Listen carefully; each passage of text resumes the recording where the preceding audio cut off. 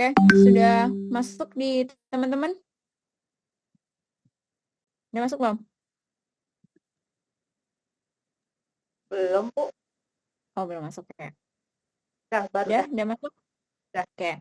Nah, untuk kegiatan magang di semester ganjil ini, melihat dari kalender akademik, kegiatan sosialisasi dilakukan hari ini pada tanggal 19 April di hari Jumat. Kemudian mulai prosesi untuk permintaan surat pengantar magang mulai di minggu depan. Nanti mungkin minta bantuan koordinasinya dengan Mbak Dian juga.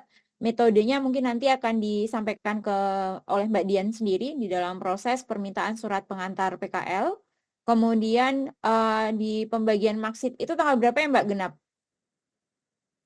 Enggak, pembagian marksheet belum ngecek sih, Bu. Kemarin sih terakhir itu kan UAS tanggal 13 Juli ya, kalau 15 Juli, berarti seminggu setelah UAS itu. Karena belum tahu UASnya apakah mundur atau tetap, belum ada info Masih lagi. belum ini ya, karena kita Belum, mundur belum juga fix, ya Bu. proses pembelajarannya ya. Belum. Oke, estimasinya Ya, saja di Agustus ya. ya.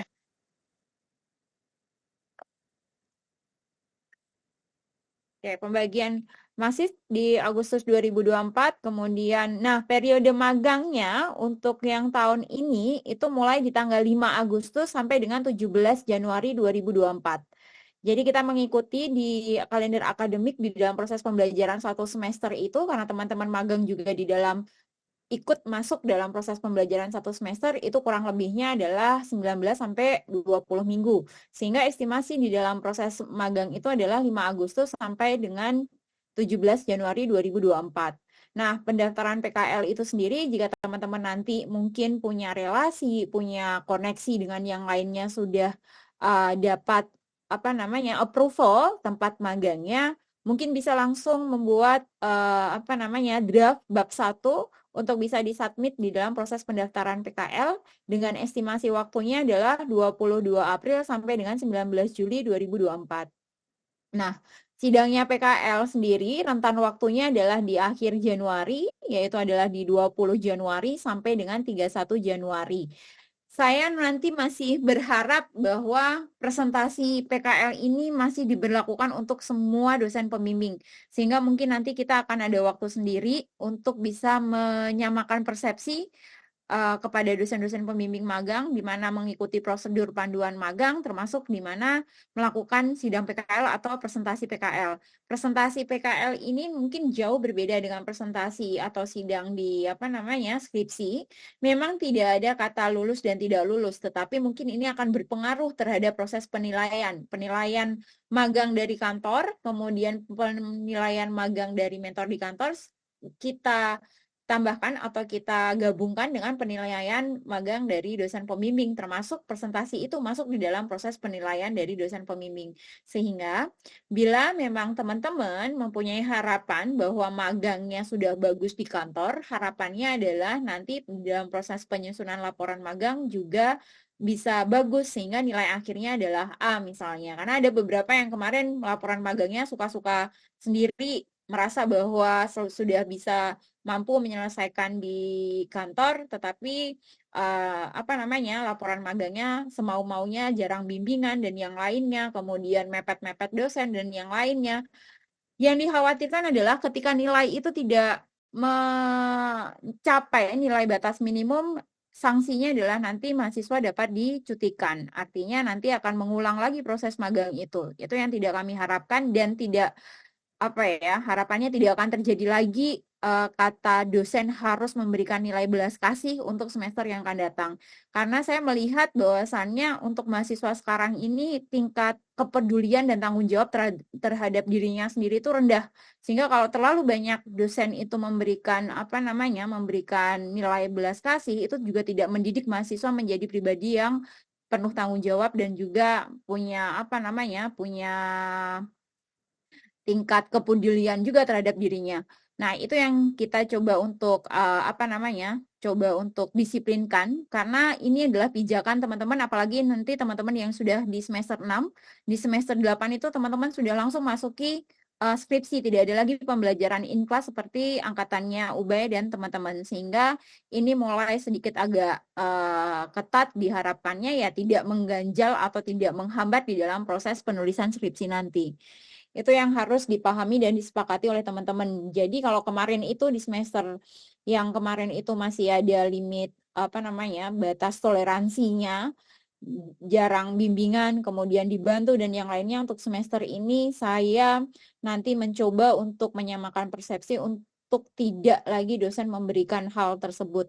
Karena sampai hari ini dengan case yang sama, mahasiswa tersebut juga tidak ada etikat baik di dalam proses penulisan skripsi. Sehingga memang apa namanya toleransi belas kasih itu ternyata tidak menjadikan apa ya bahan pembelajaran atau didikan yang baik untuk mahasiswa. Dan saya khawatir ini nanti kebawa di uh, lingkungan kerja yang akan datang, sehingga itu akan menurunkan reputasi dan juga menurunkan nama baik dari lulusan alma mater di PNJ maupun di administrasi bisnis terapan. Itu harapannya, karena memang ya mau tidak mau memang di era digital seperti ini banyak hal yang memang dari sisi kepribadian masing-masing itu sedikit agak menurun tingkat tanggung jawab dan juga tingkat apa namanya ya effortnya, kerja kerasnya itu sedikit agak menurun. Jadi saya tidak mau mahasiswa apa namanya punya hal tersebut untuk yang angkatan sekarang ini. Oke, berkaitan dengan administrasi PKL nanti mungkin akan disampaikan juga tambahannya oleh Mbak Dian. Itu nanti rentan waktunya adalah di tanggal 27 sampai tanggal 31. Nah, administrasi PKL itu teman-teman bukan hanya minta tanda tangan, tetapi teman-teman juga punya tanggung jawab untuk setelah minta tanda tangan itu diambil berkasnya. Bukan lagi nanti Mbak Dian itu yang diurusi agak lumayan banyak ya, bukan hanya dari semesternya 4 dan semester 6 saja, semua anak-anak ABT itu semua administrasi ada di Mbak Dian. Jadi mohon kerjasamanya supaya Mbak Dian tidak terlalu banyak mengingatkan teman-teman di dalam proses pengumpulan data administrasi termasuk untuk pengambilan berkas magangnya. Itu yang apa namanya sedikit reminder juga.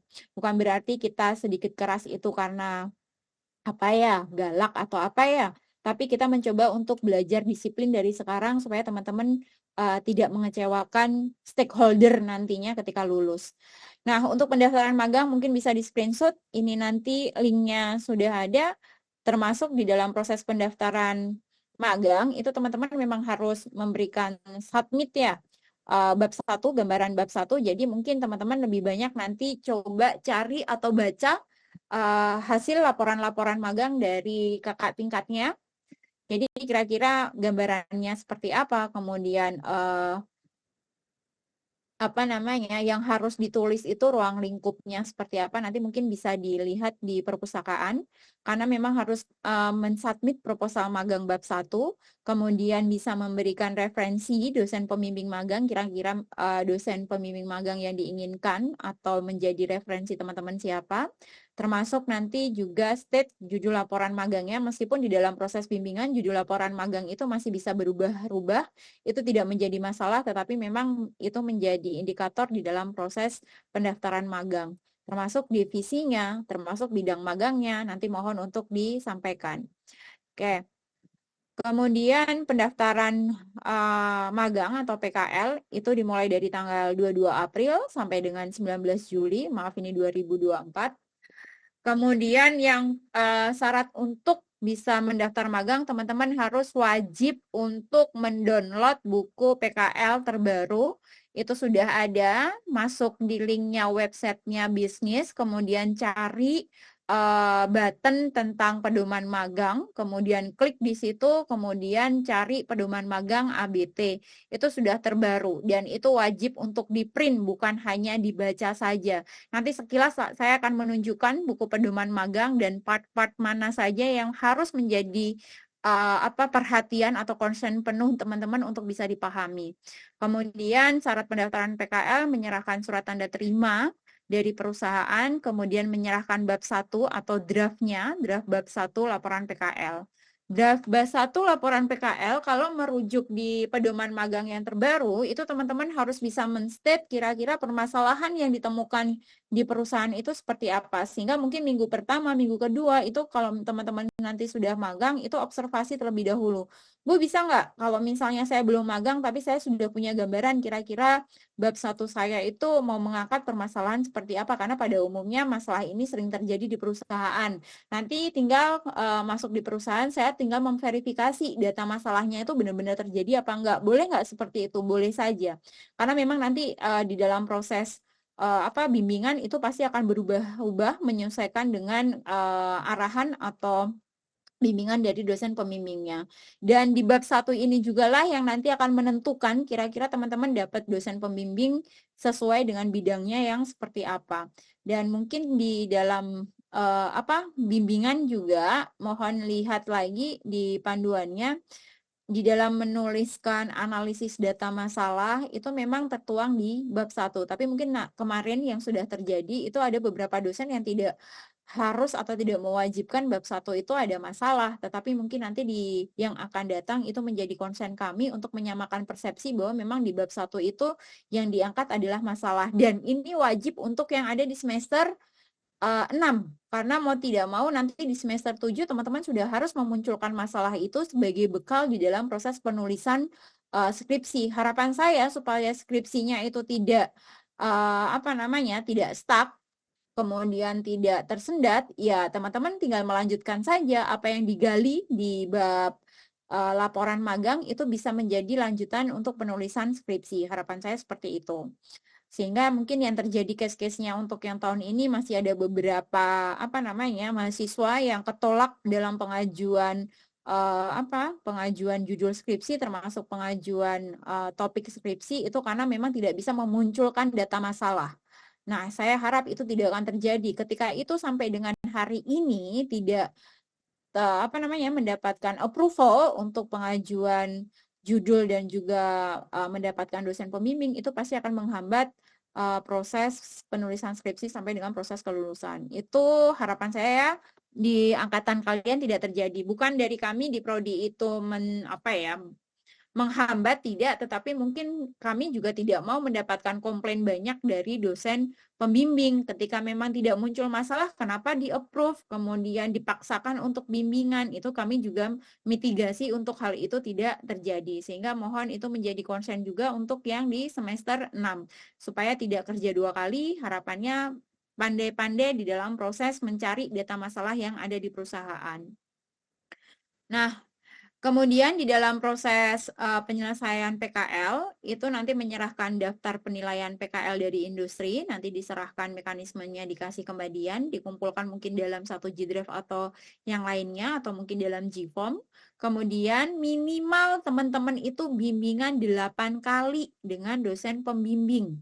Dan yang terjadi kemarin di beberapa mahasiswa, itu bimbingannya mepet-mepet untuk cari dosen pembimbingnya, minta bimbingan karena waktunya sudah mepet, terus dosennya dikejar-kejar. Ada beberapa dosen yang tidak mau hal seperti itu. Kalaupun itu terjadi dengan saya tidak mau. Kalian sudah dapat dosen pembimbing di bulan Februari, yang mau mulai dari misalnya di bulan Agustus sudah dapat dosen pembimbing, yang mulai Agustus di minggu pertama itu teman-teman sudah harus menghubungi dosen pembimbing untuk menanyakan kira-kira apa yang akan bisa diangkat, kemudian apa yang kira-kira bisa jadi acuan data masalah, saya di bagian ini kira-kira bisa ngambil masalah topiknya seperti apa.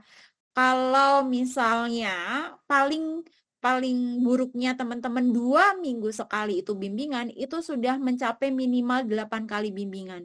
Bukan nanti di akhir-akhir masa magang 2 minggu terakhir baru teman-teman minta bimbingan 1 minggu 5 kali pertemuan atau 4 kali pertemuan. Ya, dosennya itu bukan hanya ngurusin bimbingan kalian saja, kegiatan dosen itu juga lumayan banyak, jadi mohon kerjasamanya. Dan ini yang terjadi, kalau ini terjadi nanti lagi di semester kalian, ya mohon maaf, saya maupun Mbak Dian nanti juga akan menginstruksikan untuk tidak dilayani saja.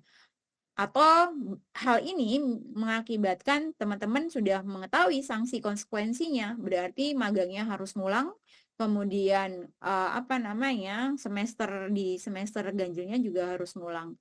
Itu yang mungkin akan diterima sanksinya oleh teman-teman. Jadi mohon kerjasamanya. Dosen itu, saya yakin dosen yang ditunjuk itu juga akan memberikan waktu yang available, yang sesuai dengan perjanjian kesepakatan di awal. Ada dosen yang misalnya ketemu saya setiap hari Senin, kemudian ada dosen yang welcome, bisa bimbingan kapan saja tanpa harus berkumpul dalam satu bimbingan yang sama misalnya. Masing-masing dosen itu punya kriteria, punya sifat, punya keinginan pribadi-pribadi, dan saya itu tidak bisa memaksakan dosen itu harus sama metode bimbingannya, itu tidak bisa dipaksakan. Jadi mohon teman-teman yang harus mengikuti ritme pola dari dosennya masing-masing atau karakter dari dosennya masing-masing. Yang perlu diingat adalah ketika ingin melaksanakan bimbingan ya harus menyampaikannya dengan santun, dengan sopan, kemudian bahasanya juga tidak mendirect, kemudian tidak mengajari atau tidak apa ya, bahasanya tidak menyuruh lah. Tapi mohon teman-teman mulai belajar etika bahasa WA yang santun, bahasa SMS yang santun kepada dosen-dosen pembimbing, sehingga mungkin nanti dosen itu sudah welcome terlebih dahulu, sudah hangat terlebih dahulu menyambut teman-teman bimbingan, sehingga mungkin bisa mempermudah jalannya bimbingan dengan teman-teman. Itu saya ingatkan dari awal, karena memang ada beberapa yang menyampaikan ke saya bahwasanya mahasiswa itu kalau minta bimbingan sedikit agak ngajari, sedikit agak apa namanya ya, bahasanya sedikit agak mengatur. Nah, itu mohon untuk dikurangi. Misalnya kalau nanya bimbingan, mohon izin Bapak atau Ibu berkenan untuk bimbingan di hari apa, ya sudah ikutin aja hari itu, jangan ngejar lagi Pak di jam berapa. Kemudian kalau beliau sudah state nanti jam 9 jam 10, ya sudah. Nanti kalau kalian sampai kampus nggak ada lagi tuh WA, Pak saya sudah di kampus, Bapak di mana? Kalian yang nyari dosennya, ruang dosen itu kalian sudah tahu. Ruang dosennya ada di mana? Kalau dosennya datang atau belum, dilihat di ruangan itu ada atau enggak. Kemudian kalau Bu kira-kira dosen yang ngajar apa enggak, ditanyakan ke Mbak Dian, dosen yang bersangkutan itu masih mengajar atau tidak. Kalian enggak WA lagi dengan bahasa, Pak mohon maaf saya sudah ada di kampus, Bapak sama Ibu ada di mana ya? Itu bahasa yang tidak sopan. Dan itu seringkali menjadikan apa ya namanya, image jelek bagi teman-teman ketika mau bimbingan. Itu mohon dimitigasi. Yang kalian apa namanya, yang kalian WA itu adalah dosen, bukan teman kalian yang misalnya datang ke kampus, kalian ada di mana? Ketemu ya di tempat ini, saya bisa nemuin kalian di mana misalnya. Nggak bisa bahasa itu. Ya kalian yang butuh, kalian yang nyari, ya dicari sebisa mungkin. Kalau nanya, ya nanya dengan adminnya. Nanya dengan apa namanya, dengan teman-teman lainnya yang sudah datang duluan, bukan nanya ke dosen di ruangan berapa, saya sudah di kampus, Bapak ada di mana, Ibu ada di mana, itu nggak sopan. Dan mohon itu dikurangi, dimitigasi hal-hal WA seperti itu. Kalau kalian sudah dikasih kesepakatan untuk bimbingan di hari itu, ya mohon kesediaan waktu kalian dari pagi sampai sore misalnya untuk cari dosen tersebut lega waktunya, ya itu diusahakan. Bukan cari, maaf dalam tanda kutip, enaknya kalian sendiri. Misalnya saya sudah jam 9, saya sudah nyampe di kampus jam 9, Bapak harus bimbingan sama saya jam 9 misalnya. Saya sudah di kampus, Bapak ada di mana, Bapak mohon nanti bisa datang ke kampus, atau Ibu mohon bisa datang ke kampus. Itu tidak sopan. Kalian yang butuh, kalian yang harus mengusahakan mencari gimana caranya untuk bertemu dengan dosen tersebut. Mau dosen itu level muda, level tua, atau senior, atau junior, itu tetap kategori tidak sopan. Dan saya sedikit banyak, dan mungkin Mbak Dian yang paling banyak menerima keluhan itu tuh Mbak Dian. Dari dosen-dosen yang masuk ke saya itu mungkin udah taraf yang berkali-kali mahasiswa itu menanyakan atau WA hal tersebut, sudah dosennya sudah jengah baru masuknya ke saya. Tapi kalau level yang 1, 2 itu biasanya baru ke Mbak Dian, dan Mbak Dian pasti mendapat banyak keluhan itu berjumbun, apalagi kemarin itu sekitar 180 mahasiswa. Lumayan banyak, apalagi yang semester ini 200, sekitar 240 mahasiswa yang akan melakukan magang. Jadi mohon itu dimitigasi supaya kami pun dari prodi, saya dan Mbak Dian itu tidak terlalu banyak menerima keluhan. Karena mungkin kalau keluhan itu masuk, ya pasti dampaknya nanti ke mahasiswa atau ke kalian juga yang mungkin akan menjadikan banyak teguran dari sisi kita di prodi, karena memang arahannya adalah kalau kita di prodi sudah tidak bisa menegur kalian, tidak bisa mengarahkan kalian, jadi nanti saya arahkan bahwa yang punya kapasitas untuk menegur adalah jurusan. Jurusan nggak bisa negur kalian, nggak bisa mengatasi kalian, baru tataran di atasnya adalah ke wadir 1 dan mungkin paling atas nanti ke direktur. Harapan saya itu nggak terjadi. Sehingga teman-teman nanti menjadi konsekuensinya kalau mau bimbingan ya dengan kata yang sopan, kemudian jangan mengejar di masa-masa akhir nuntut 8 kali bimbingan. Nah, itu mohon untuk dikoreksi kembali menjadi bahan evaluasi bersama.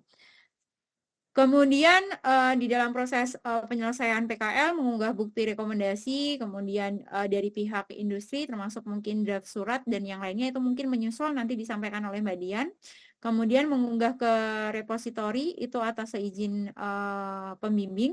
Mungkin ada beberapa hal yang nanti dihilangin ya Mbak Dian ya, termasuk tanda tangan pengesahan itu mohon untuk tidak diupload di repositori PNG. Jadi mungkin yang diupload itu hanya bab 1 sampai dengan bab saran dan kesimpulan saja.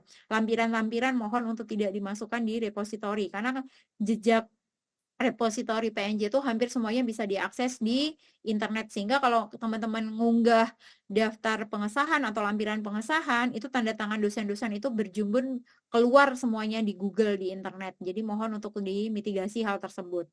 Kemudian di dalam proses presentasi PKL itu rentan waktunya dari 16 Januari sampai dengan 17 Januari, tetapi pelaksanaan hari dan tanggalnya itu tergantung pada dosen pembimbing masing-masing. Termasuk dosen pembimbing menginginkan untuk online atau offline itu juga hak prerogatif dari dosen pembimbing masing-masing.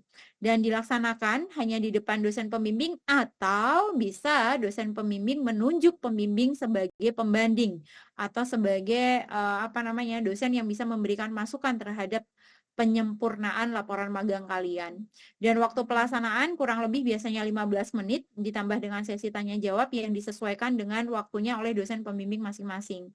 Kemudian nilai PKL termasuk presentasi dan dari industri nanti digabungkan dan itu menjadi haknya Mbak Dian untuk mengolah nilai dari industri dan juga dari dosen pembimbing. Dan mungkin di penilaian magang atau PKL itu ada di buku pedoman halaman 35. Jadi mohon buku pedoman itu menjadi acuan supaya nanti teman-teman ketika melakukan presentasi, ketika melakukan penulisan itu bisa masuk atau bisa memahami kriteria untuk bisa mendapatkan nilai yang paling bagus. Kemudian bidang PKL-nya itu keuangan, misalnya pemasaran, SDM, kemudian operasi produksi, ekspor, impor, transportasi, termasuk bidang di dalam logistik, warehouse, inventory, freight forwarder atau freight logistik, kemudian pengadaan, procurement, kemudian administrasi dan yang lainnya. Dan masing-masing bidang ini maksimalnya adalah 7 slot. Jadi nanti mohon saya dibantu koordinasinya dari masing-masing kelas untuk menginventaris sehingga nanti teman-teman yang lainnya kalau sudah dapat tempat magang termasuk bidangnya, termasuk perusahaannya, nanti langsung masuk di dalam data tabulasinya di masing-masing kelas sehingga nanti bisa terpantau siapa yang sudah masuk ke keuangan, siapa yang sudah masuk ke pemasaran, siapa yang sudah masuk ke ekspor impor dan mungkin nanti kita dari Prodi akan membuatkan listnya ya supaya nanti kalau teman-teman cari magang kalau sudah slotnya sudah penuh bisa lihat lagi bidang yang lainnya. Nah, itu mungkin ya yang berkaitan dengan bidang magang dan di satu perusahaan itu tidak boleh lebih dari 2 mahasiswa. Dan kalaupun di perusahaan yang sama ada 2 mahasiswa itu harus di bidang yang berbeda. Tapi kalau kemudian nanti teman-teman tanya ke saya, Bu, tahun kemarin ada Bu di perusahaan itu ada 3 mahasiswa. Nah, itu hal yang berbeda dan itu harus dikonsultasikan ke saya terlebih dahulu. Kalau memang ada hal-hal yang memang masuk di dalam kriteria di dalam satu perusahaan, misalnya ada 3 mahasiswa dan yang lainnya. Jadi mohon itu dikonsultasikan supaya nanti di dalam proses pembagian dosen pembimbing atau di dalam proses pelaksanaan teman-teman nggak terhambat. Ketika itu tidak di-approve, di prodi, teman-teman sudah memaksakan untuk masuk di perusahaan tersebut dengan bidang yang mungkin sama dengan temannya, nanti akan berpengaruh terhadap apa? Proses pembimbingan dan juga proses penulisan laporan magang. Karena ini adalah mitigasi supaya data yang teman-teman ambil itu tidak semiliar dengan data teman-teman lainnya di perusahaan yang sama.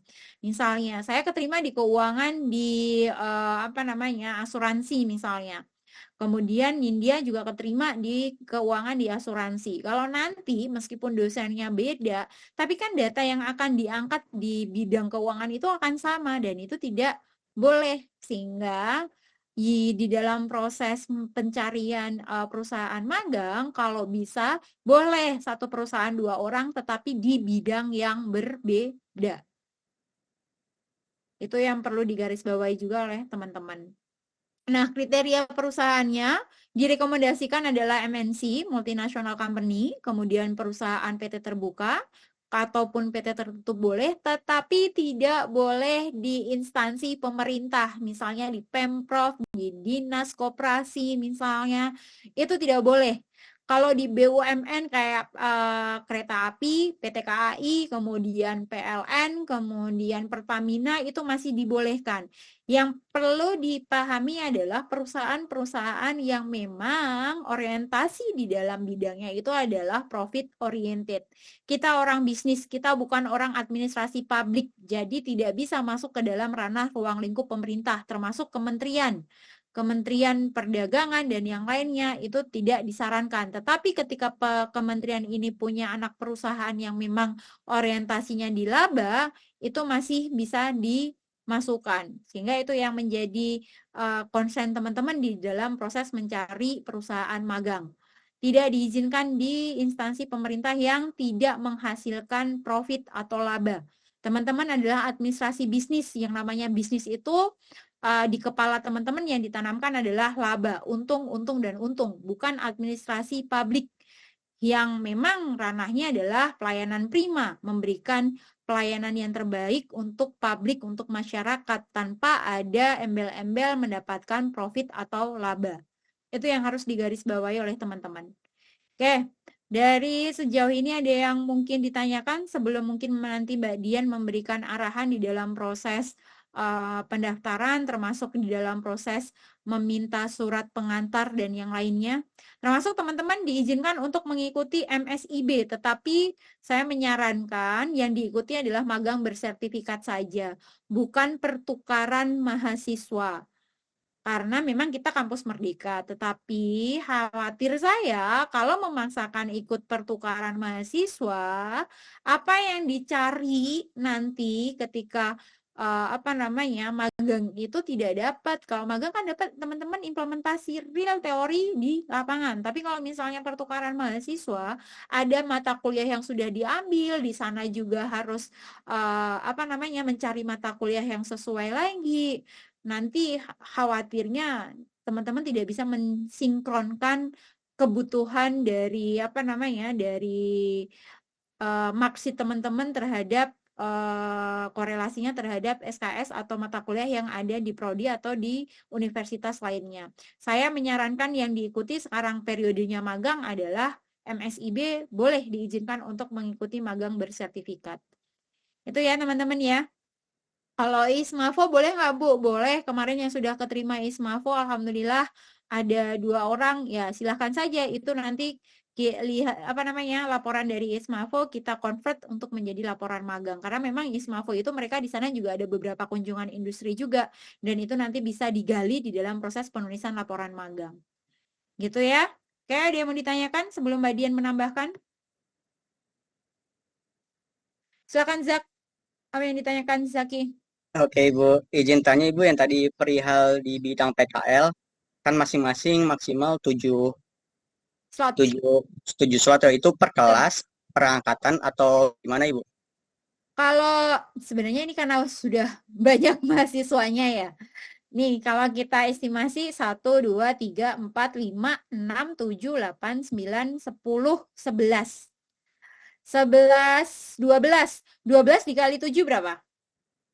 84 Bu. 84 Bu. 84. 84 berarti dalam satu angkatan 120 ada beberapa yang memang lebih dari slotnya itu. Tapi kan ini masih ada yang lainnya ya. Ada bidang-bidang yang lainnya ya. Kita sepakati bahwa 7 slot itu berlaku untuk satu angkatan. Satu angkatan terus boleh di bidang itu nggak Bu? Di luar bidang itu nggak Bu? Yang tertera Boleh, di sini. boleh. Ini Boleh. masih bisa lainnya. Oke Bu. Terus Oke. tanya lagi Bu, Apa? yang yang tadi yang 2 perusahaan itu yang nggak boleh sama, satu perusahaan sama 2 orang itu. Nah, misal kita kan baru daftar nih Bu, kan kita belum tahu keterima apa enggaknya. Nah, ternyata ada yang keduluan keterima, tapi kita masih tahap seleksi lah, tahap daftaran itu. Tapi kita hampir sama tuh Bu perusahaannya sama dia. Nah, itu gimana itu Bu? Apa kita langsung ganti perusahaannya atau kita tunggu lagi? Ikuti dulu alurnya sampai keterima, nanti baru melakukan negosiasi. Masih bisa nggak pindah di bidang yang lainnya? Karena teman saya sudah masuk di bidang itu. Kalau di dalam satu perusahaan ya, misal nih, Zaki sama Diki masukin ke PT Telkom. Diki duluan nih yang masuk di PT Telkom di bidang pemasaran. Zaki di periode berikutnya itu PT Telkom buka lagi. Tapi mungkin subnya masih di pemasaran, ikuti dulu alurnya sampai selesai, nanti baru ditanyakan, karena teman saya Diki sudah masuk di PT Telkom bidang pemasaran, apakah masih bisa dialihkan atau dipindahkan di bidang yang lainnya. Karena kita juga jaga nama baik juga, nggak bisa langsung mundur kayak gitu. Jadi negosiasi dulu dengan perusahaan masih bisa beralih atau tidak. Kalau di perusahaannya Ibu, Maksudnya? kayak perusahaan kan maksimal satu perusahaan kata Ibu 2 orang ya Ibu. Betul. Nah itu nggak apa-apa kan beda-beda bidangnya, misal Diki keuangan, saya pemasaran, Aju sumber daya manusia. Nah, tapi itu satu perusahaan, tapi beda Satu bidang. perusahaan maksimal 2 orang. Kalau 3 orang itu ada case-case tertentu, tetapi tetap yang diutamakan adalah 2 orang terlebih dahulu dengan bidang yang berbeda. Oke, siap. Berarti ikuti dulu alurnya dulu ya Bu, baru nanti negosiasi. Iya, ikuti dulu alurnya nanti baru dinego. Gitu ya, Zak? Oke, siap. Terima kasih Bu. Oke, Diki gimana Dik? Izin bertanya Bu, kan untuk di MSIB ini ada magang sama studi independen ya Bu. Itu misalnya kalau di-apply di studi di independen tuh bisa Bu? Atau emang harus magang aja? Saya menyarankan untuk magang supaya nanti teman-teman gampang untuk convert SKS dan juga convert mata kuliahnya. Karena kan teman-teman yang di semester 4 dan 6 ini masih ada mata kuliah yang dititipkan di magang. Sehingga saya masih menyarankan untuk magang. Oke Bu, terima kasih infonya Bu. Oke, silakan Octavia. Bu, nanya untuk yang tadi bahas dosen pembimbing itu, kan misalkan kayak sehari sebelumnya udah nanya, kayak besok bisa atau enggak. Nah, terus nanti kita menanyakan tempatnya itu boleh kan ya, Bu? Misalkan Nah, kalau bisa di dalam proses nanya itu disampaikan langsung. Mohon izin Ibu berkenan bimbingan di hari apa. Kemudian biasanya dosen nyampein apakah di kampus, apakah offline atau online misalnya. Itu dalam satu rangkaian pertanyaan yang sama saja. Baik Bu. Terus kalau untuk bidang PKL itu ada nggak sih Bu yang nggak boleh gitu, nggak boleh bidang sini gitu Mas misalnya? Pajak, karena teman-teman sudah tidak mendapat pajak, kalau bisa nggak usah masuk pajak, nanti kesulitan teman-teman. Selain pajak nggak ada Ibu, hanya pajak aja? Nggak ada sih. Oke Bu, terima kasih. Silakan Maria. Ini masih berhubungan sama pertanyaan si Zaki Bu. Berarti mungkin tadi kan Ibu bilang mungkin nanti bisa dinegosiasi. Berarti ini berlaku juga Bu untuk misalnya kampus yang nyoba kampus Merdeka gitu Bu. Misal keterima keduluanan sama yang magang mandiri gitu Bu, udah keterima, terus bidangnya itu kuotanya udah penuh Bu.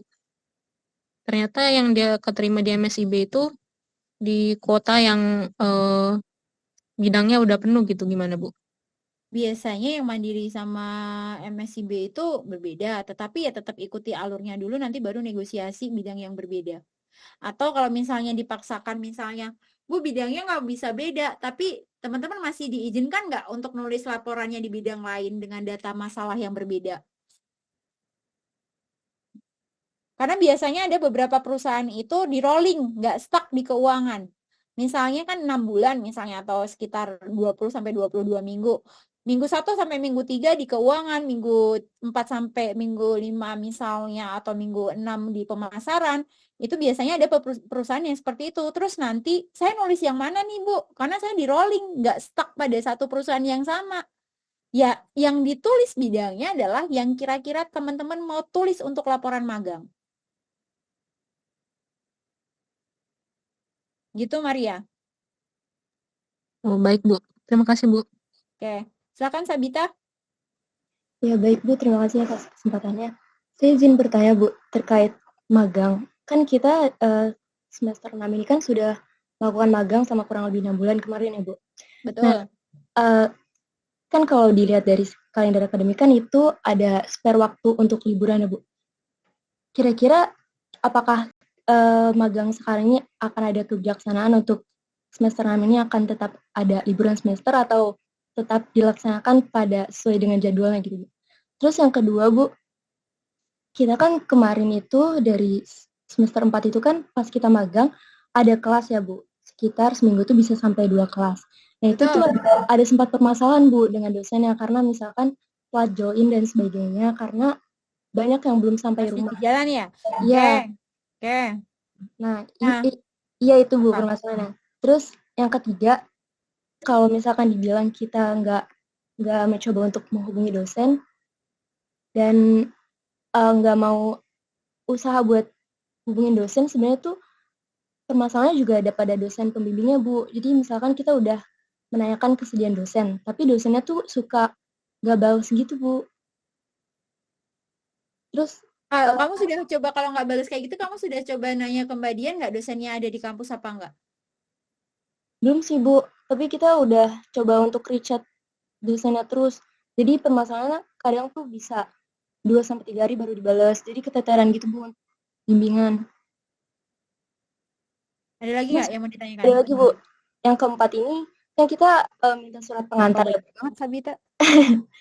Kan kita minta surat pengantar ya, Bu. Nah, surat pengantar kadang suka memakan waktu yang lama, Bu. Jadi kadang kita mau daftar perusahaan, tapi karena surat pengantarnya belum ada, jadi nggak bisa, Bu.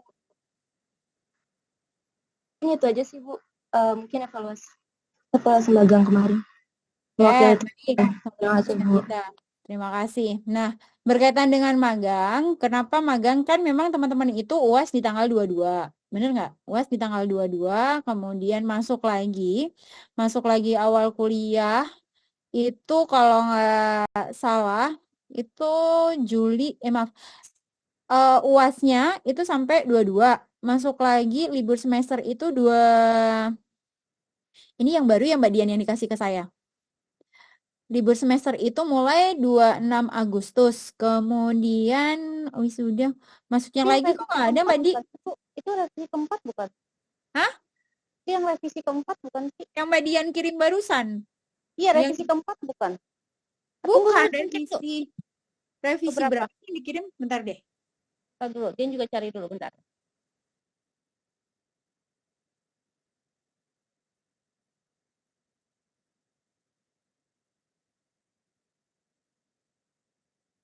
Sambil Mbak Dian menginformasikan ke saya, kenapa magangnya itu tidak ada masa waktu libur semester dan yang lainnya. Bukan kita tidak mau ngasih ya teman-teman, tapi kemarin itu yang terjadi adalah periode magang yang sudah ada itu teman-teman mundur semuanya. Nggak nyampe kita kasih waktu misalnya, mulainya di tanggal 5 ya, hampir setengahnya itu mundur di tanggal 12, di tanggal 19, sehingga nanti term waktunya adalah mundur lagi. Nah, sehingga periode magang yang kita atur ini melihat bahwa atau evaluasi bahwa di semester-semester yang sebelumnya itu durasi time yang kita kasih ke teman-teman tuh semuanya mundur semuanya. Sehingga memang awal awal magang itu masuk sehingga ini nggak nyampe 6 bulan seperti yang semester kemarin. Semester kemarin itu kan full ya, kita evaluasi lagi di akhir pertengahan Januari sudah selesai, sehingga mungkin waktu rentannya mahasiswa untuk liburan itu diambil di belakang. Gitu Sabita. 1. Kemudian apalagi tadi Sabita? Halo Sabita? Bu, iya Bu. Pas di jam magang Bu, banyak yang telat, jadi ada masalah sedikit sama dosen. Apa tadi? Richard ya? Chat sama dosen ya? Bukan Bu, yang kedua itu Oh, itu di yang jam mata magang. kuliah. Nah, berkaitan Iya. dengan mata kuliah, kita mengevaluasi dari kemarin, dari semester kemarin. Itu nanti sebelum masuk di periode magang, kami dari Prodi beserta dengan dosen-dosen lainnya bersepakat untuk melakukan workshop. Workshop berkaitan dengan metode pembelajaran untuk semester magang, sehingga nanti ada persamaan persepsi antara satu dengan yang lainnya untuk tidak untuk tidak menambahkan beban atau pembelajaran yang memberatkan untuk mahasiswa di semester 5 dan semester 7. Nah, nanti mungkin kita sama-sama akan membuat logbook di mata kuliah tersebut sehingga mungkin ketika nanti ada sesi tatap muka dan yang lainnya itu terjadwal dan sudah pasti sesuai dengan available mahasiswa yang magang. Bisa jadi dilakukan nanti di weekend untuk 1 bulan sekali atau 2 minggu sekali. Itu akan menjadi kesepakatan kita di ranah prodi nantinya, sehingga evaluasi dari beberapa masukan dari mahasiswa termasuk dosen-dosennya sendiri itu menjadikan bahan untuk kita melakukan lagi atau mengevaluasi lagi proses pembelajaran untuk mata kuliah yang dititipkan. Gitu ya, itu sudah menjadi bahan diskusi kita dengan dosen-dosen yang lainnya berkaitan dengan hal itu. Sehingga mungkin nanti ke depannya tidak akan terjadi lagi hal tersebut yang sedikit memberatkan dosen maupun sedikit memberatkan mahasiswa. Kemudian yang ketiga berkaitan dengan chat dosen, dosen membalasnya 2 atau 3 hari yang akan datang, dan itu pun case itu juga terjadi di saya. Karena mungkin saking banyaknya yang diurusin dosen masing-masing, kemudian chat mahasiswa juga banyak, kemudian kadang juga tenggelam dan yang lainnya, mereka juga punya kepentingan terhadap proses pembelajaran, terhadap tridharma lainnya, penelitian, pengabdian, dan yang lainnya. Mungkin itu tidak akan mendapatkan fast respon dari dosen. Terus gimana caranya mitigasinya? Tanya ke adminnya, kira-kira dosen tersebut ada nggak di situ? Yang kedua, teman-teman harus punya timeline. Kalau saya 8 kali bimbingan, ketika sudah tahu karakter dosennya adalah pertama, karakter dosen, kalau kalian sudah mencoba chat ternyata late respon, berarti timeline kalian lah yang diajukan. Saya kira-kira minggu ini mau bimbingan. 3 hari sebelum keinginan saya bimbingan di hari itu, ya teman-teman chat. Itu yang menjadi menjadi bahan evaluasi kita juga. Teman-teman juga berevaluasi diri. Gimana caranya saya disiplin buat timeline dan yang lainnya misalnya. Kalau kira-kira dosennya susah kan teman-teman sudah tahu ya, sudah bisa punya gambaran kira-kira dosen yang gampang untuk diajak komunikasi pas respon itu yang seperti apa, yang enggak seperti apa. Ya itu memang aneka macam ragam karakter dari masing-masing person, masing-masing dosen, dan itu akan ditemukan teman-teman ketika magang nanti. Bos satu dengan bos lainnya, supervisor satu dengan supervisor lainnya itu juga akan tentu berbeda. Nah, tinggal timeline yang teman-teman buat saja. Kira-kira seperti apa ketika dosen itu susah ditemui? Apakah saya harus 1 hari misalnya standby di situ dengan cari informasi kembalian terlebih dahulu? Kira-kira dosen ini tuh biasanya ngajarnya online apa offline? Kalau offline di hari apa misalnya? Ya tinggal teman-teman saja gimana caranya. Itu bagian dari inovasi cara teman-teman untuk menghubungi dosen. Dan inilah yang jadi yang jadi bahan perbincangan antara dosen satu dengan dosen yang lainnya. Mahasiswa itu mau cari enaknya saja untuk yang sekarang-sekarang ini. Zaman dulu saya mau ketemu sama dosen, bimbingan magang, bimbingan skripsi itu standby dari jam 8 pagi sampai jam 3 sore. Apakah di hari itu saya bisa bimbingan? Enggak. Ketika nanti ketemu cuma di depan pintu dosen, tanya Bapak, Prof bisa bimbingan hari apa? Besok dia datang lagi ke kampus, padahal saya sudah useless dari jam 8 sampai jam 3. Ya itu memang effortnya, itu memang seninya di dalam proses bimbingan.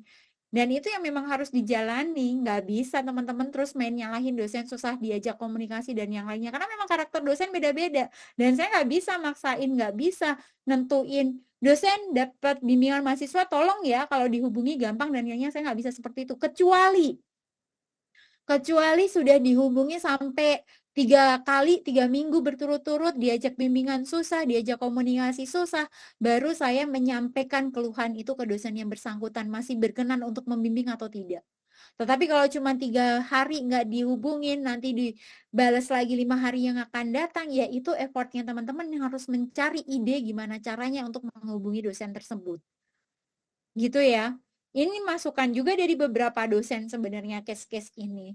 Jangan sampai mahasiswa itu dengan semua akses kemudahan hanya mencari gampangnya saja dari sisi mahasiswa. Karena dosen juga punya kepentingan di luar membimbing. Tridharma yang dilakukan dosen itu adalah pendidikan, pembimbingan, kemudian pengabdian, dan juga penelitian. Itu kewajiban dosen. Sehingga apa? Di dalam hal ini mungkin ada part lain ketika misalnya di pengajaran ada banyak tugas, mahasiswa juga banyak chat dan yang lainnya, sehingga mahasiswa bimbingan itu chatnya ketumpuk dan yang lainnya, yaitu hal yang wajar ketika dosen let respon misalnya. Nah, itulah yang menjadikan teman-teman tuh harus punya semangat juang, harus gigih cari dosennya seperti apa, jangan dengan hal tersebut terus mentalnya jadi down, malas ngerjain, terus alasan dosennya susah untuk dicari, nanti dimepet-mepet waktu baru ngomong ke prodi bahwa saya nggak bisa bimbingan, dosennya susah dicari. Ketika didudukin bareng ternyata mahasiswanya yang nggak ada effort untuk nyari dosen itu. Nah, itu yang harus dimitigasi juga. Jadi sebenarnya bukan salah di dosennya juga, tapi kalau kalian menstate dosennya late respon dan yang lainnya, ya memang apakah itu hanya mahasiswa bimbingan saja yang diurusin misalnya. Jadi mohon kerjasamanya dari teman-teman juga, jangan sedikit-sedikit mengeluhkan bahwa itu adalah kesalahan dosen. Tetapi kalau memang dosennya susah dihubungi sampai 3 kali, 3 minggu berturut-turut, nah itu mungkin ada hal yang lain yang perlu menjadikan evaluasi. Tetapi kalau cuma 3 hari, 4 hari, itu hal wajar. Karena saya merefleksikan saya sebagai mahasiswa juga. Saya sebagai mahasiswa dulu, dan sekarang pun saya mencari pimpinan, itu juga nggak gampang, nggak sehari saya bisa langsung nemuin. Saya harus nunggu dulu, nggak sehari itu juga saya bisa dibales. Karena memang ranahnya yang diurusin itu juga sudah banyak. Gitu ya, Sabita. Ada lagi, Sabita? Iya, Bu. Mungkin itu karena faktor komunikasi jadi yang menghambat kita juga untuk bimbingan. Kadang bisa sampai seminggu juga jadi nggak bisa bimbingan, Bu, karena faktor komunikasi itu. Nah, itu mungkin yang harus dilihat lagi ya. Apalagi? Ini, Bu, pemberian surat pengantar yang memakan waktu lama, Bu. Nah, dulu itu surat pengantar tanda tangannya harus Wadir 3 ya, Mbak Dian. Tapi sekarang Bu I sudah bisa belum, Mbak Dian? Boleh, Bu, nanti dari Bu Is bisa, tapi tetap atas nama Wadir 3. Oh, oke. Kemarin itu yang lama karena kita lempar ke Gedung Ki ya? Iya, terus baru pas di akhir-akhir itu baru ada keputusan boleh kajur yang tanda tangan, karena banyak perdebatan dari semua jurusan. Karena kan kita butuh pengantar itu nggak cukup 1-2 surat kan, banyak. Jadi effort juga buat ke sana, ke TU-nya, ke Wadir 3-nya, dan di proses di Wadir 3-nya juga lumayan lama. Oh, oke. Berarti sekarang mudah-mudahan dengan bisa dari Bu Kajur bisa lebih cepat ya? Ya, insya Allah bisa. Oke. Gitu, Sabita. Ada lagi nggak, Sab? Baik, Bu. Sepertinya sudah terjawab semua. Mungkin ada lagi teman-teman yang ingin mewakili. Terima kasih, Bu, atas jawabannya. Oke. Atalah, silakan, Tal. Iya, Bu. Saya mau mastiin aja, Bu. Kita boleh di tempat yang lama kan kalau yang semester 6? Boleh di tempat yang lama. Terus ini, Bu. Kalau misalnya... Duh, tadi saya nanya apa ya? Oh, itu, Bu. Jelas kamu. Kenapa kita nggak mulai tanggal 1, Bu? Asik. Tanggal 1 apa? Agustus? Iya. Karena ada beberapa kegiatan yang itu kemarin disinyalir sampai dengan tanggal tersebut. Oh, berarti nggak bisa kan libur tanggal... Tanggal 1 tuh hari Kamis juga. Itu kan pertengahan. 1 Agustus tuh hari Kamis juga. Jadi kita awalnya dimulai hari Senin. Hari Seninnya tuh mulainya tanggal 5. Oh, oke, Bu.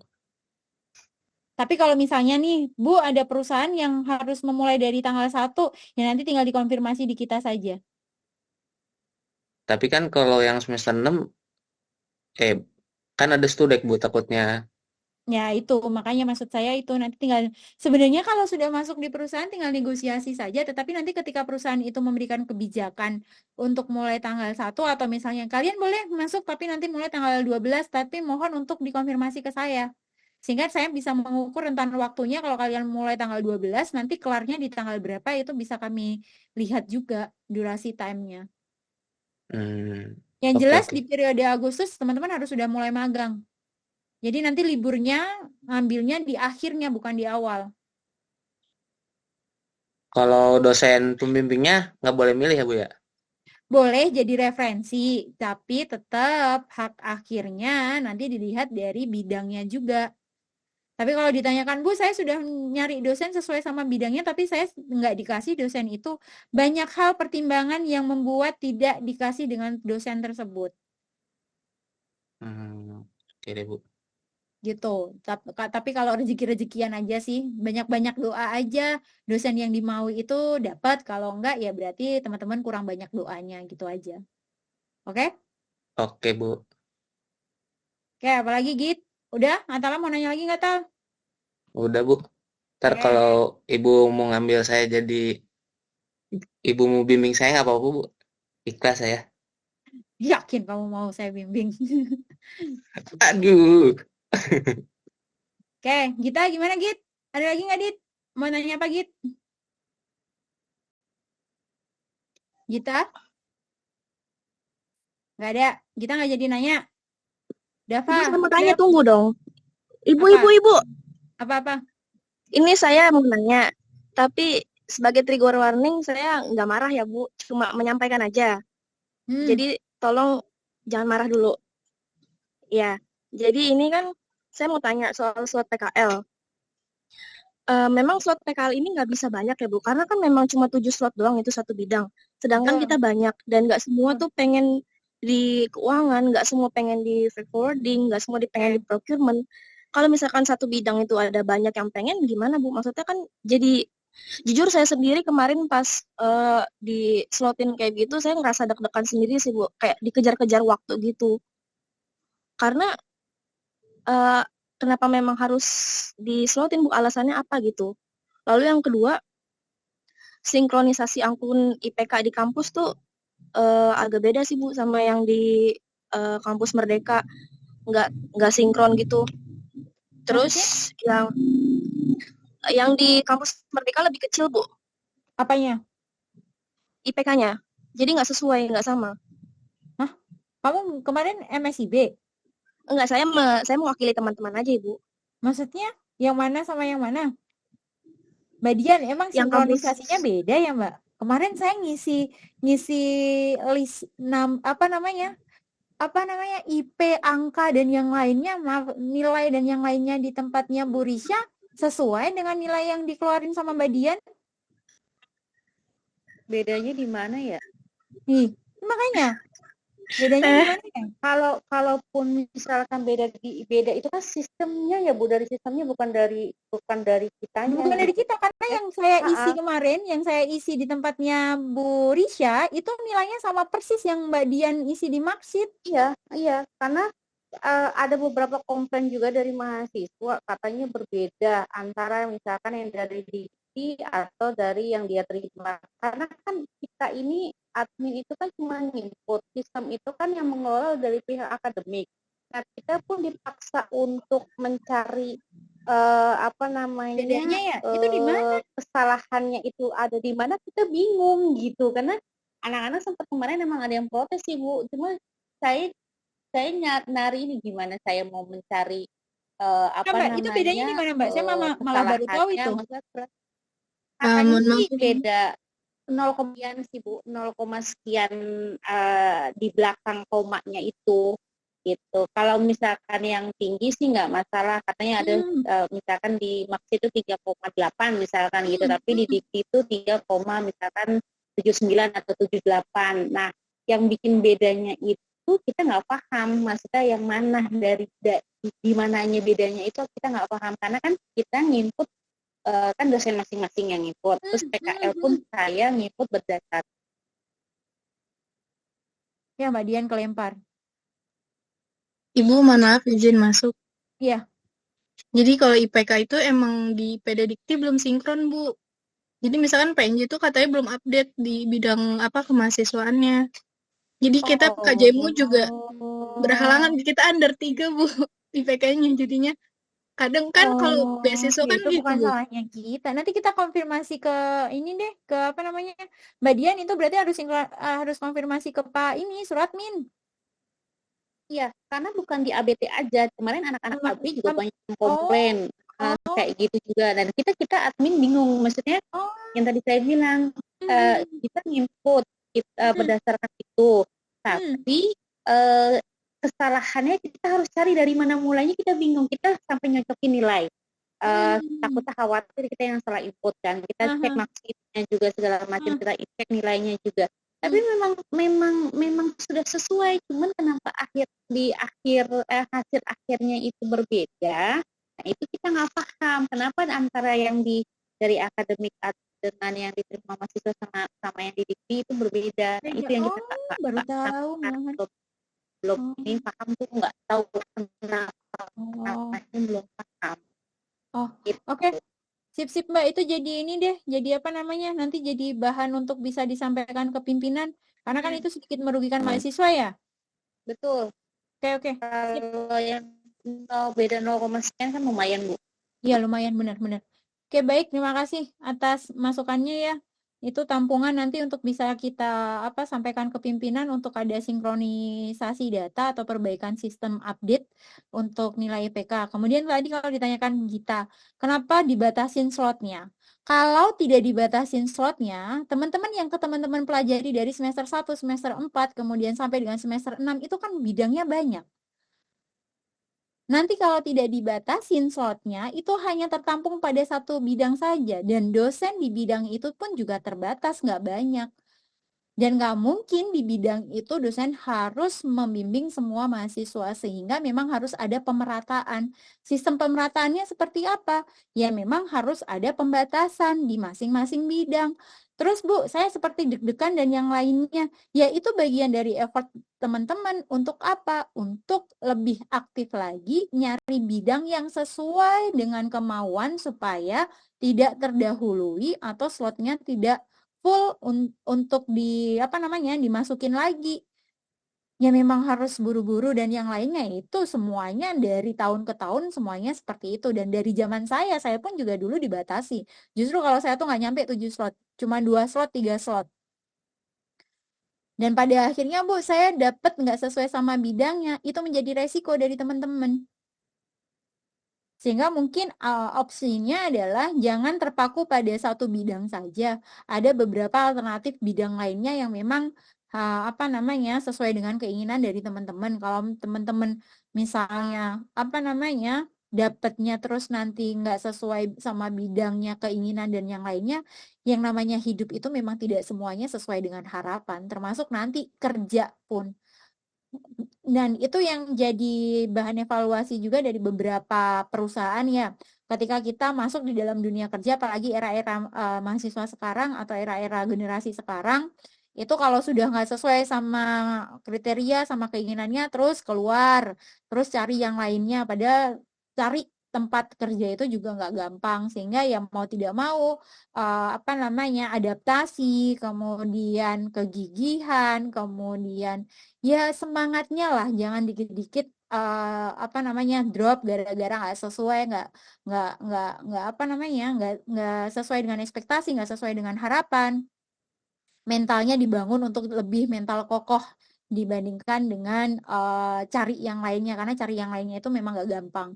Itu kenapa alasannya tetap dibatasi 7 slot, karena untuk pemerataan dosen, untuk pemerataan bidang. Jadi tidak bisa diakomodir satu bidang lebih dari 7 slot, kecuali ada term and kondisi yang lainnya. Gitu Gita. Jadi memang itu peraturan juga yang mengharuskan seperti itu, bukan prodi yang buat, tetapi itu turunan dari pimpinan atau dari PNJ-nya untuk ada pemerataan di semua bidang. Karena memang output atau CP atau harapan dari mata kuliah, dari beberapa mata kuliah itu teman-teman nggak hanya fokus di dalam satu bidang, misalnya bidang pemasaran, nggak cuman fokus di bidang keuangan, nggak cuman fokus di bidang SDM, tetapi memang harapannya teman-teman nanti keluar dari ABT itu bisa masuk ke semua lini bidang sesuai dengan apa yang dipelajari oleh teman-teman. Gitu ya. Ada lagi yang mau ditanyakan, Gita? Ada lagi Bu, ini lebih ke saran dan masukan aja sih Bu. Yang Apa? pertama itu, kalau misalkan memang nanti di semester 7 ada mata kuliah atau ada hal-hal lain yang berkaitan dengan kelas, mungkin lebih baik dikasih tahu lebih awal aja sih Bu, daripada nanti bentrok sama laporan magang dan lain-lain, bimbingan segala macam. Lalu yang kedua, untuk permasalahan dosen, saya dari sisi mahasiswa sebenarnya pengennya kita saling mengerti aja sih Bu satu sama lain antara dosen dan mahasiswa. Karena misalkan kita sudah effort nih, seperti yang Ibu bilang kita harus effort sama dosen. Tapi ketika yang kita perjuangin tapi nggak ada hasilnya tuh agak gimana gitu sih Bu sebenarnya. Karena kan kita juga harus ngerjain laporan magang lagi, bimbingan lagi. Kalau misalkan dosen ada keperluan lain, sejujurnya kita sebagai mahasiswa juga tidak tanpa mengurangi rasa hormat, kita juga punya kepentingan ya Bu. Mohon maaf. Jadi kalau misalkan dibilang kita kurang effort, agak gimana gitu sih Bu. Oke, Mohon maaf. pertanyaan saya, kewajiban sebagai mahasiswa itu apa sih? Memang kalian dituntut untuk nyari duit? Masalahnya bukan seperti itu Bu. Kalau misalkan memang untuk permasalahan bimbingan itu kan kadang bentrok untuk dari jadwal dosennya Bu. Kadang kurang komunikasi dari dosennya itu sendiri. Maksudnya giliran kita udah effort, udah kasih template chat dengan sopan, dengan penuh hormat, terus kita datang ke kampus, kita datangnya Mbak Dian di mana-mana, tapi dari dosennya sendiri juga tidak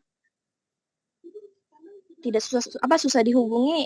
Boleh Ya bagaimana? mention ke saya nggak? Kalau nggak mau di forum nanti mention ke saya. Dosen yang mana yang menurut teman-teman itu dengan effort yang sudah teman-teman kasih banyak sampai sudah nanya ke Mbak Dian, saya juga nanti akan klarifikasi ke Mbak Dian apakah ada mahasiswa yang menanyakan dosen ini, kemudian dosennya juga nggak ada effort untuk menjawab dan yang lainnya. Karena saya jujur, saya posisi di tengah, saya nggak akan bela dari sisi dosen, saya nggak akan bela dari sisi mahasiswa. Tetapi saya akan mengklarifikasi dan juga melihat identifikasi terlebih dahulu ke posisi salahnya itu ada di mana.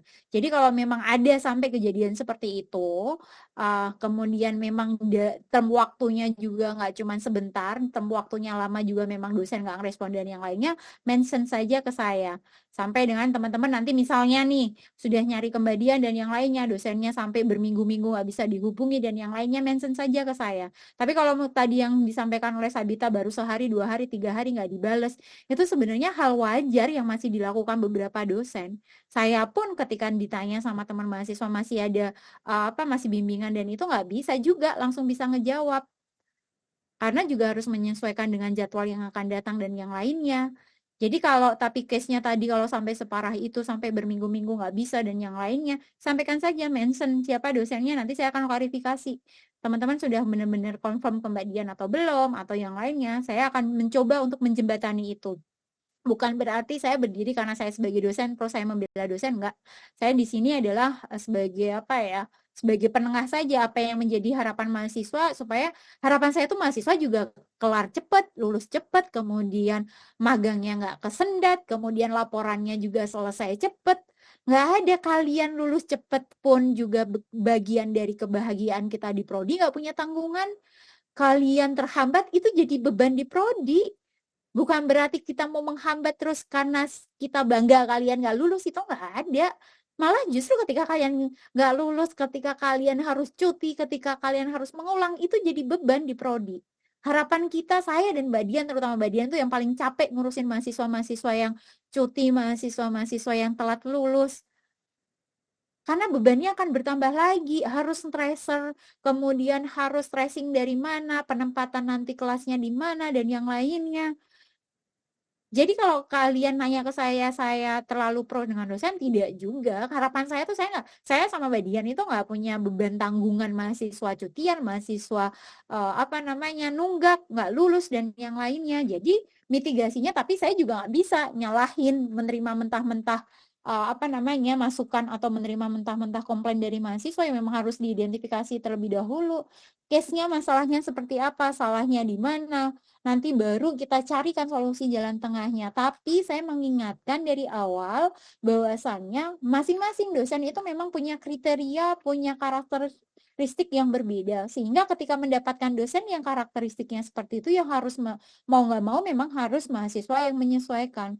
Tetapi kalau dari waktu toleransi sudah susah untuk ditoleransi dan memang tidak ada niat atau niat baik dari dosen untuk menginformasikan, berkomunikasi dengan baik dengan mahasiswanya, ya nanti sampaikan saja ke saya. Saya akan coba untuk menjembatani hal tersebut tanpa harus mungkin membawa-bawa nama mahasiswa dan yang lainnya, ya itu bagaimana triki kita di prodi lah, saya dan Mbak Dian lah untuk mengantisipasi hal tersebut. Tapi mohon sampaikan saja ke saya. Intinya kami dari prodi tidak akan menghambat proses pembelajaran, proses magang, proses skripsi mahasiswa. Yang penting mahasiswa juga punya effort, punya kerjasama dengan kita. Dan saya menyampaikan hal ini karena memang bagian dari yang sudah saya alami juga, yang nanya ke saya, Ibu ada di mana? Saya sudah di kampus, Bu. Ibu bisa ditemui jam berapa? Itu nggak cuman dosen-dosen yang mengeluhkan, saya sendiri pun juga mengalami hal tersebut. Kemudian ketemu mahasiswa bahasanya aku, kamu, dan yang lainnya itu juga masih banyak terjadi di kita sekarang ini. Kalau etika berbicara, etika sopan santun, mau generasi X sampai generasi 90-an, milenial dan yang lainnya, itu masih sama. Ketika kamu ada di dalam posisinya di kampus, apalagi di akademik yang semuanya dari tingkah laku, akademis itu dinilai. Kemarin juga masukan dari beberapa beberapa perusahaan ya, karena kan dosen melakukan mentoring ya. Saya menanyakan hal tersebut, soft skill-nya gimana? Kalau di tempat kerja mereka masih berbicara, pola bicaranya seperti apa? Ya memang ada beberapa yang di bagian marketing, misalnya di bagian marketing komunikasi itu bahasanya lo gue itu hal biasa. Tetapi ada di bagian lain yang memang harus formal banget, gak bisa nih bahasa lo gue dan yang lainnya. Dan itu nggak bisa dibawa di ranahnya akademis, karena di ranahnya akademis yang dinilai itu memang soft skill dan hard skill, kemampuan secara akademik dan kemampuan secara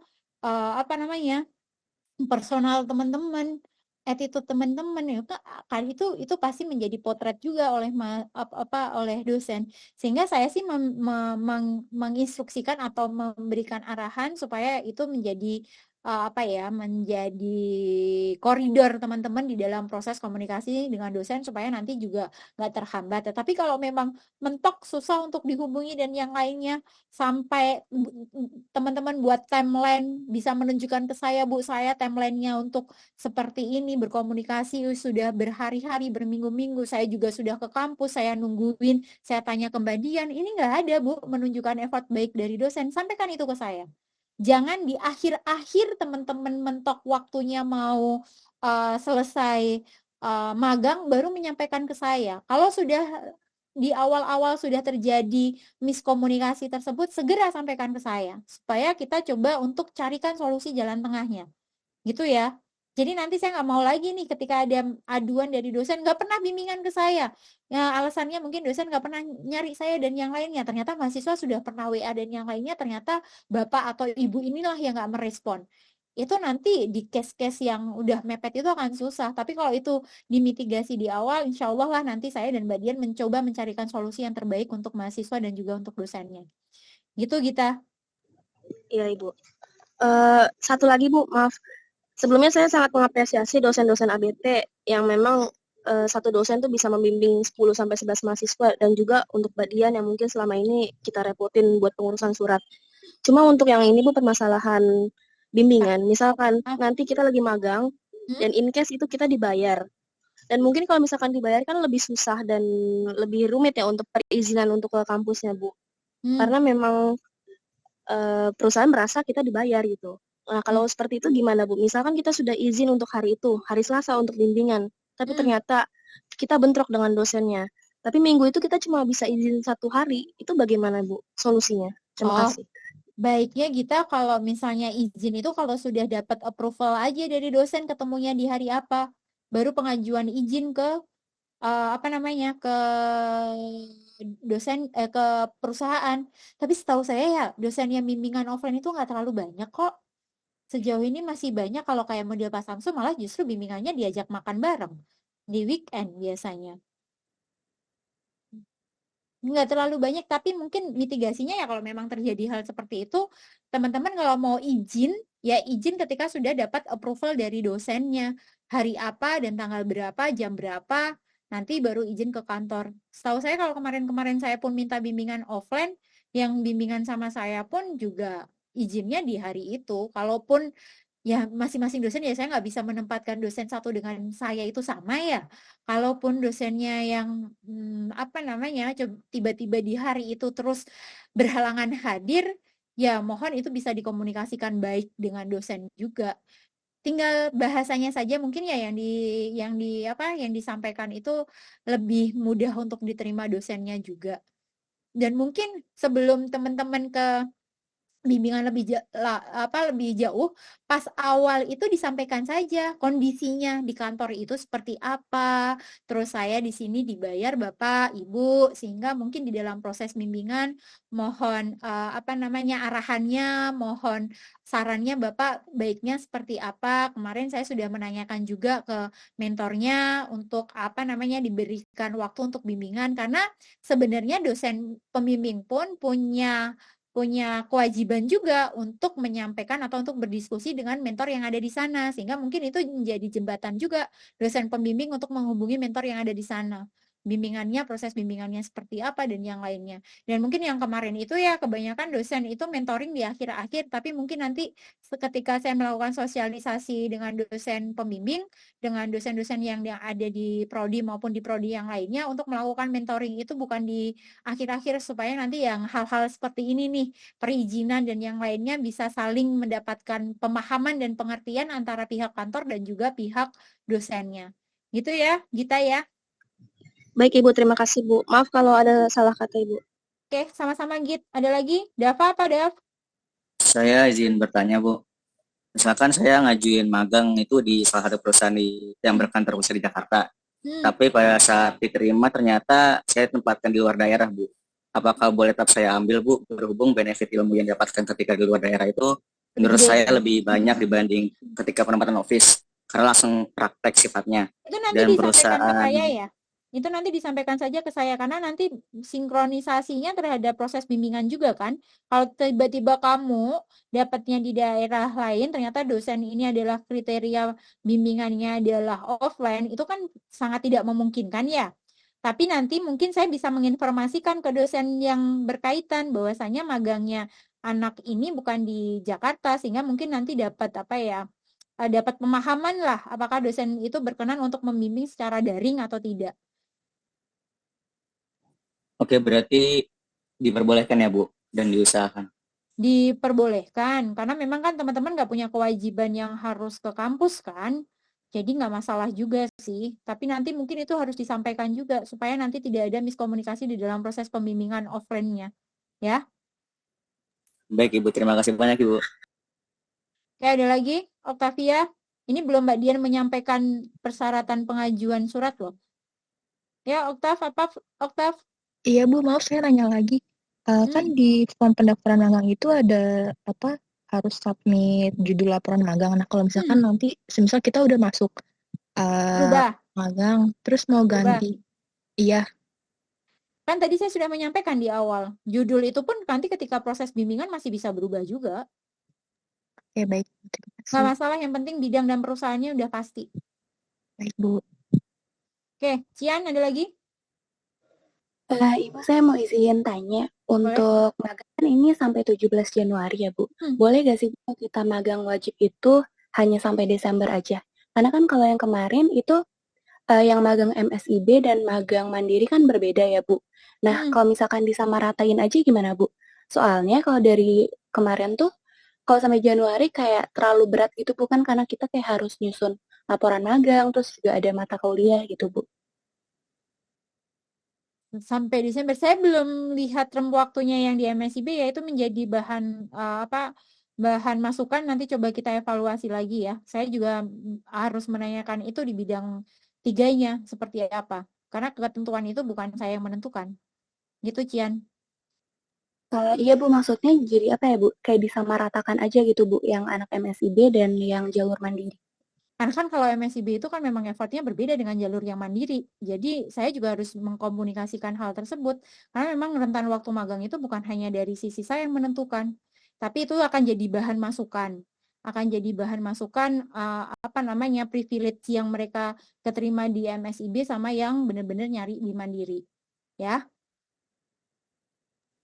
Baik Bu, karena kalau misalkan kayak kebanyakan izin gitu Bu, di Januarinya kayak jadi gak enak gitu Bu. Karena kan kita juga kan udah tanda tangan kontrak segala macam ya Bu. Izin ke Januari maksudnya gimana? Maksudnya kan di bulan Januari itu kan kayak kita pasti fokusnya ke laporan dan banyak bimbingan offline ya Bu ya. Oke, terus? Jadi kalau misalkan di Januari masih tetap magang, menurut saya kayak kurang efektif gitu Bu. Apalagi sampai 17 Januari. Kecuali mungkin kalau sampai akhir Januari ya Bu. Ini gimana sih? Kamu mintanya dipercepat, kecuali sekarang kecualinya Ya, sampai Bu, maksud saya jadi kayak lebih baik mungkin dimundurin jadi sampai Desember aja gitu Bu, wajib magangnya. Itu akan jadi masukan, tetapi saya tidak bisa mengiyakan atau tidak, karena keputusan itu bukan hanya di sisi prodi saja.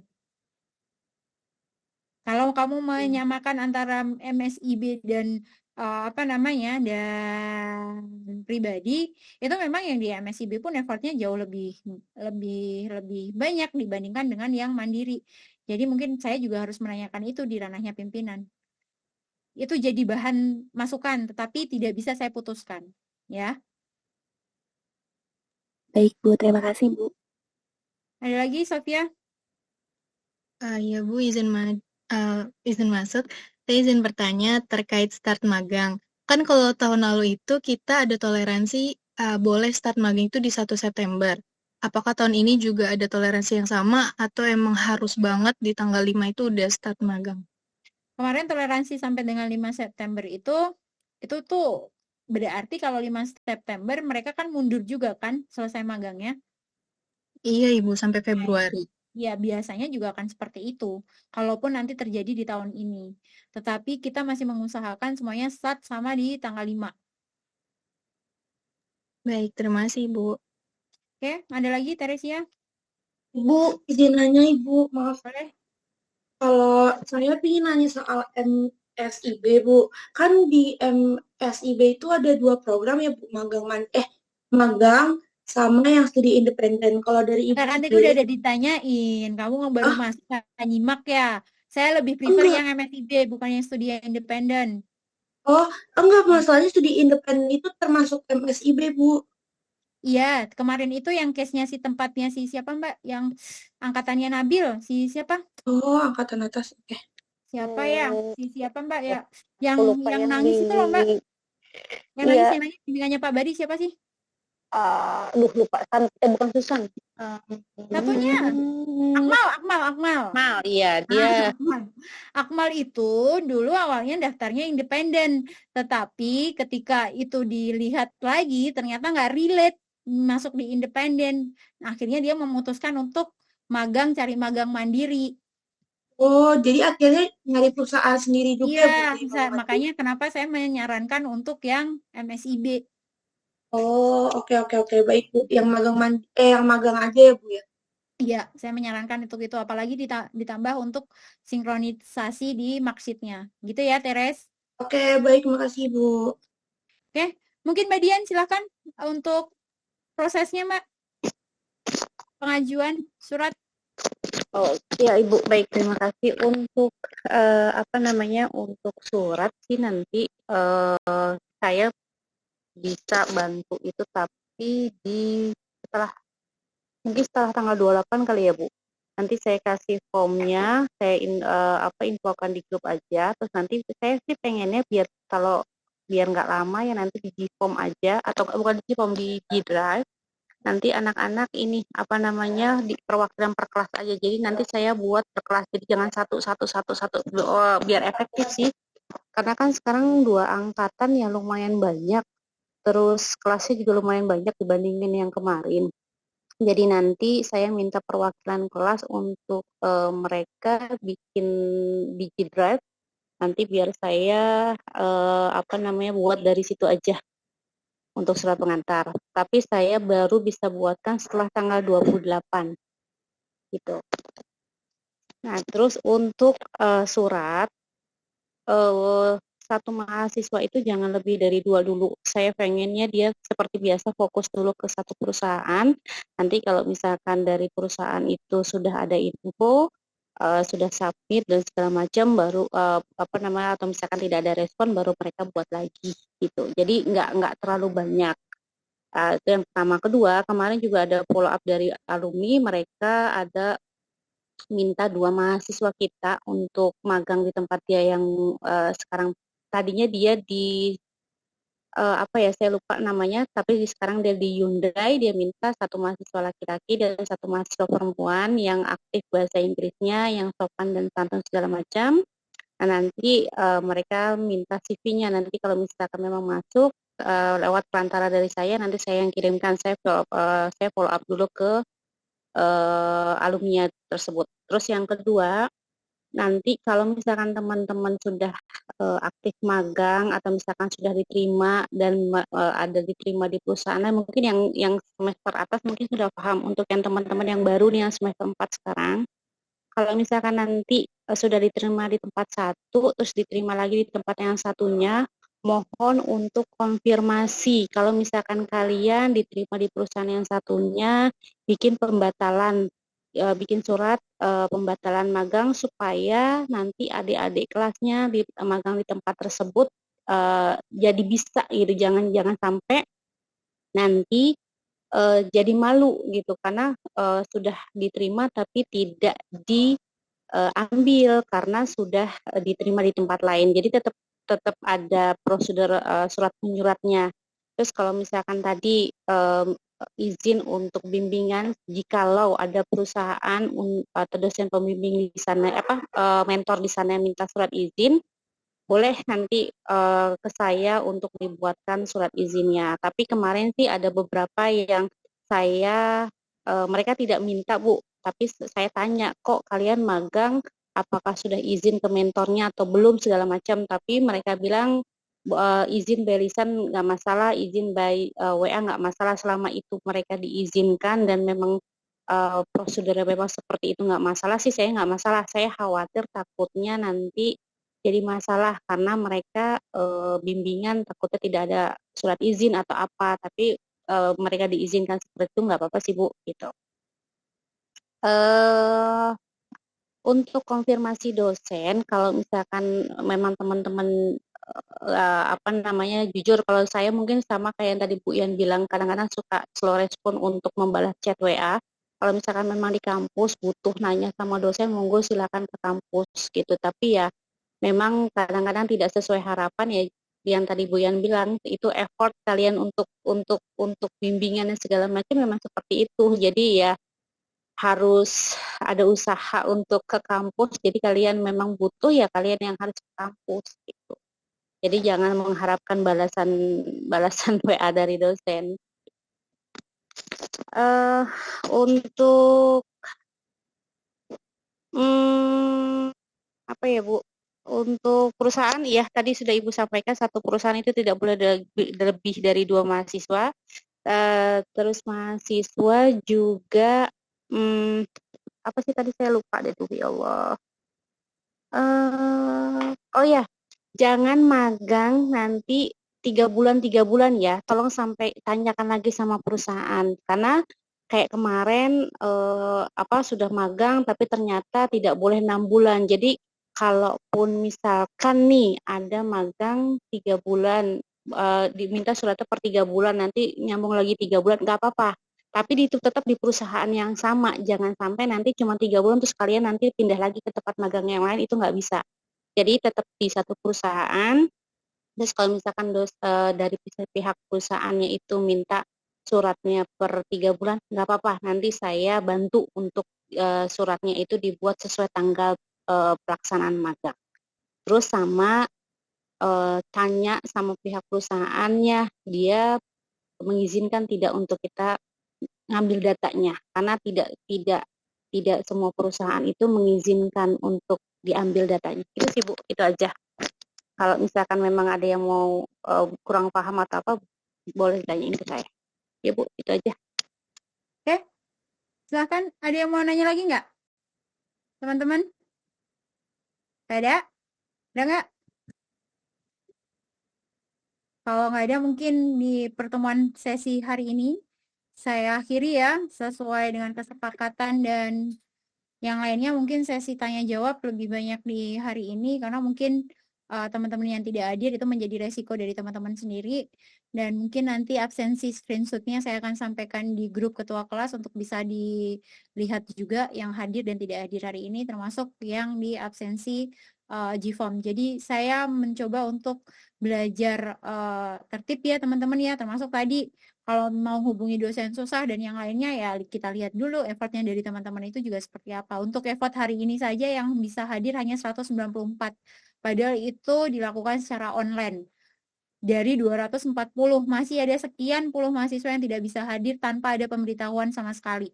Jadi kalau nanti di dalam prosesnya mahasiswa terkendala, itu menjadi resiko dari mahasiswa masing-masing. Gitu ya. Oke, kalau sudah tidak ada yang... kenapa Audi? Bu, mohon maaf Bu, mau nanya Bu. Apa Di?